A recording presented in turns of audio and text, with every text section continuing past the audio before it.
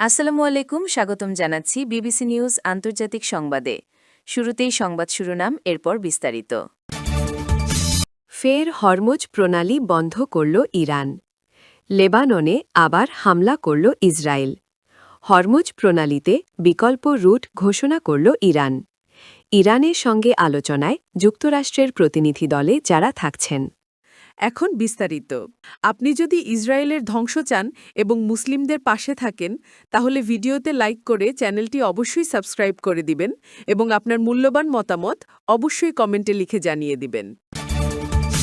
ফের হরমুজ প্রণালী বন্ধ করল ইরান।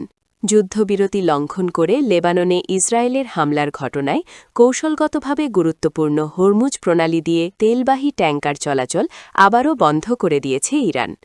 বুধবার ৮ এপ্রিল বিকাল থেকে হরমুজ প্রণালীটিতে ট্যাঙ্কার চলাচল সম্পূর্ণভাবে থেমে গেছে। সবশেষ বুধবার ইসরায়েলি হামলায় লেবাননে অন্তত ২৫৪ জন নিহত হয়েছেন। লেবাননের সিভিল ডিফেন্সের তথ্য অনুযায়ী এ হামলায় ১১৬৫ জন আহত হয়েছেন।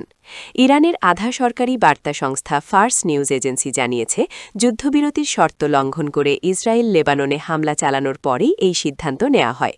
ইরানের সরকারি সংবাদ সংস্থা ইরনাও একই তথ্য নিশ্চিত করেছে। এর আগে বুধবার সকালে যুক্তরাষ্ট্রের প্রেসিডেন্ট ডোনাল্ড ট্রাম্প ইরানের শর্ত মেনে যুদ্ধবিরতি প্রতিষ্ঠার ঘোষণা দেন। ওই সময় ইরানের অনুমতি নিয়ে দুটি তেলবাহী ট্যাঙ্কার নিরাপদে হরমুজ প্রণালী অতিক্রম করতে সক্ষম হয়। তবে লেবাননে নতুন করে হামলা শুরু হলে বাকি সব ট্যাঙ্কারের চলাচল স্থগিত করে তেহরান। লেবাননে আবার হামলা করল ইসরায়েল। লেবাননের বৈরুত সহ একাধিক শহরে ব্যাপক ধ্বংসযজ্ঞ চালিয়ে ২৫ শতাধিক মানুষকে হত্যা করেও ক্ষান্ত হয়নি ইসরায়েল। নৃশংস এ গণহত্যার পর নতুন করে দেশটির দক্ষিণাঞ্চলে বিমান হামলা চালিয়েছে ইসরায়েলি বাহিনী। আজ বৃহস্পতিবার ৯ এপ্রিল লেবাননের দক্ষিণাঞ্চলীয় শহর আল দুয়ায়ের, যা খিয়ারবেত আল দুয়ায়ের নামে বেশি পরিচিত, সেখানে নতুন করে ভয়াবহ বিমান হামলা চালিয়েছে ইসরায়েল। হরমুজ প্রণালীতে বিকল্প রুট ঘোষণা করল ইরান। যুক্তরাষ্ট্রের সঙ্গে ২ সপ্তাহের যুদ্ধবিরতি ও তীব্র উত্তেজনার মধ্যেই হরমুজ প্রণালীতে বাণিজ্যিক জাহাজের জন্য বিকল্প রুট ঘোষণা করেছে ইরান।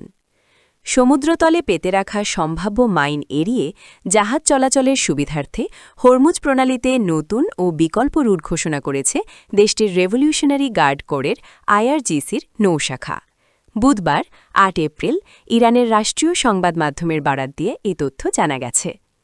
সংবাদ সংস্থা আইএসএনএতে প্রকাশিত এক বিবৃতিতে আইআরজিসি জানিয়েছে, যেসব জাহাজ এই প্রণালী অতিক্রম করতে চায় তাদের আইআরজিসি নৌবাহিনীর সঙ্গে সমন্বয় করে নির্দিষ্ট রুট অনুসরণ করতে হবে। ইরানের সঙ্গে আলোচনায় যুক্তরাষ্ট্রের প্রতিনিধি দলে যারা থাকছেন।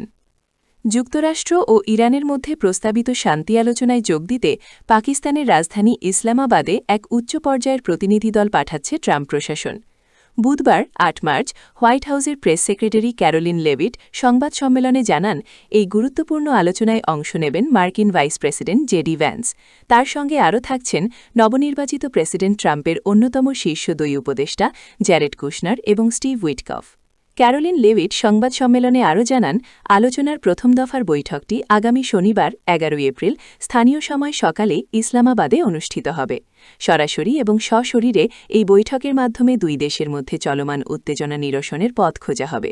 বিশেষ করে মধ্যপ্রাচ্যে যুদ্ধবিরতি কার্যকরের যে প্রক্রিয়া শুরু হয়েছে, এই উচ্চ পর্যায়ের প্রতিনিধি দলের অংশগ্রহণ তাকে আরও বেগবান করবে বলে ওয়াশিংটন আশা প্রকাশ করছে।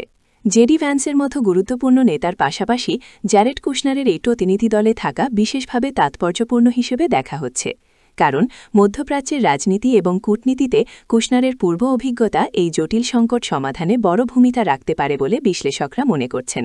হোয়াইট হাউসের পক্ষ থেকে এই সরাসরি বৈঠক নিয়ে ব্যাপক আশাবাদ ব্যক্ত করা হয়েছে এবং এটিকে শান্তির পথে একটি বড় পদক্ষেপ হিসেবে চিহ্নিত করা হয়েছে।